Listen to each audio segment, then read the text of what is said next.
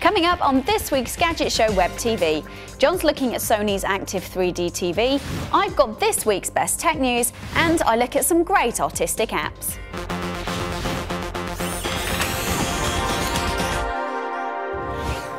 Hello and welcome to this week's Web TV. Coming up later in the show, I take a look at some apps for you to get artistic with your iPhone. But first, John's taking a look at Sony's 60-inch 3D TV.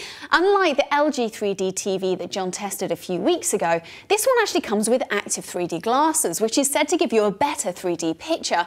But we'll leave that to John to decide.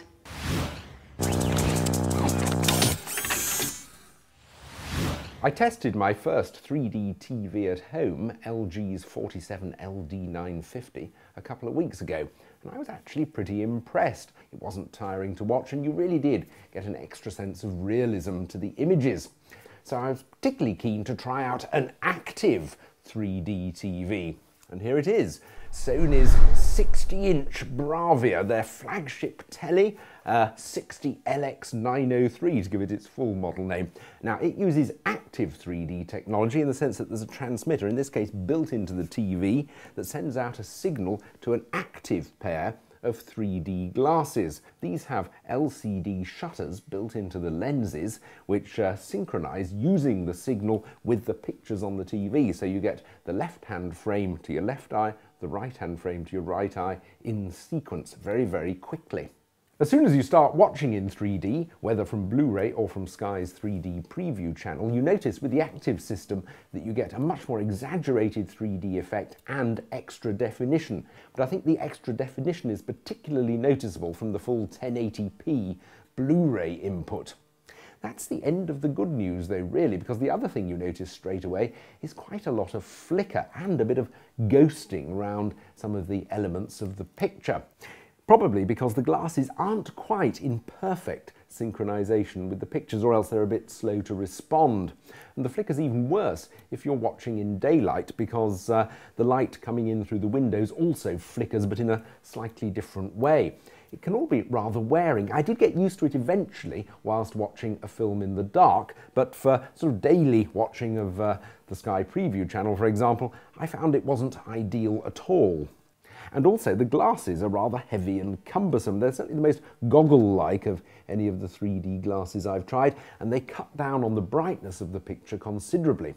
You can alter the strength of the 3D effect with an options menu, but I found it was best left on the standard setting. If you tried to reduce it or increase it, you tended to get quite a lot of double imaging at the edge of the frame. So overall, I'm rather disappointed by my first active 3D experience in the home. I hope other manufacturers have their active 3D better sorted than Sony. It's a double pity because actually as a 2D TV, this 60-inch Bravia is fantastic. It's one of the best 2D TVs I've ever experienced. It's very well styled for a start. It's got a superb semi-gloss finish to the screen, which does a great job of cutting down on reflections, and it's styled all the way round. I mean, it's even got a glossy finish on the back, so you really can look at it from any angle. And the picture quality is superb. The colours are beautiful. The way the TV handles motion is very good, and for an edge-lit, backlit LCD, the contrast ratios and blacks are pretty good as well. Now obviously with something this size, you're better off looking at high definition pictures than standard definition, but even then it doesn't do a bad job of those as well. It's also got lots and lots and lots of features. You've got a presence sensor with face detection, you've got built-in Wi-Fi, and the Sony system now has a reasonable range of channels. You've got Love Film, Demand 5, YouTube, that sort of thing to watch. Trouble is, at well over £4,000, it's nearly twice the price of Sony's regular 60-inch Bravia TVs. And until Sony get their 3D technology sorted, it really isn't worth the premium.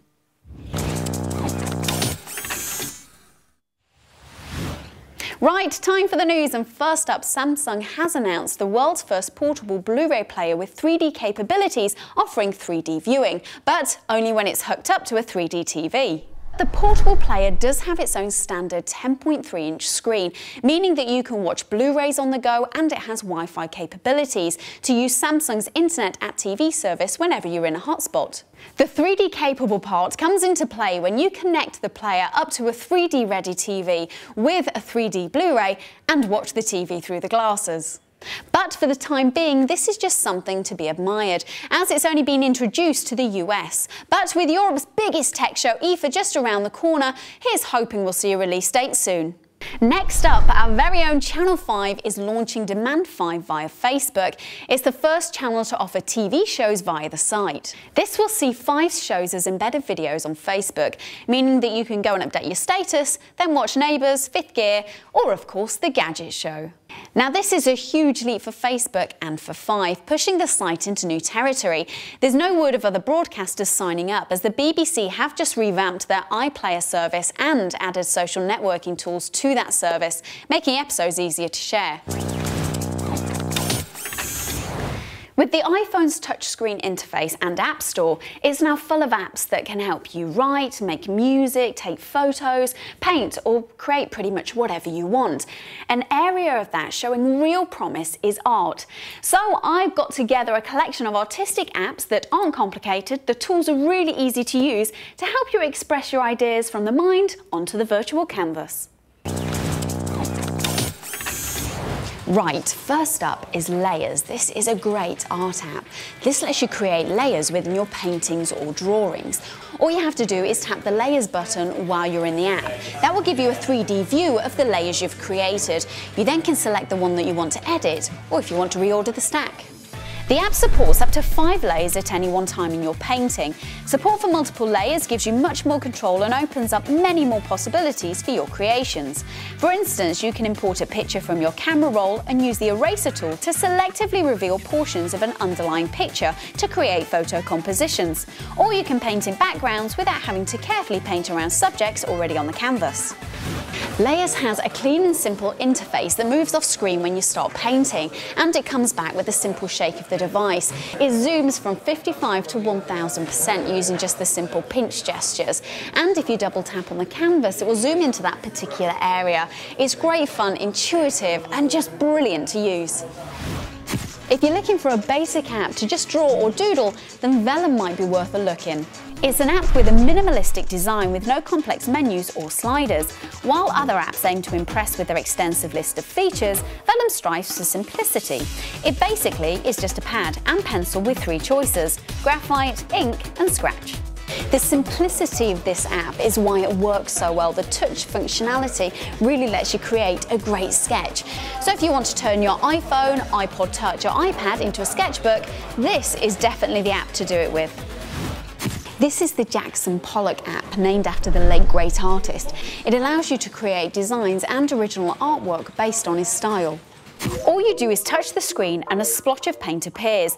Touch it again and a new colour of paint is used.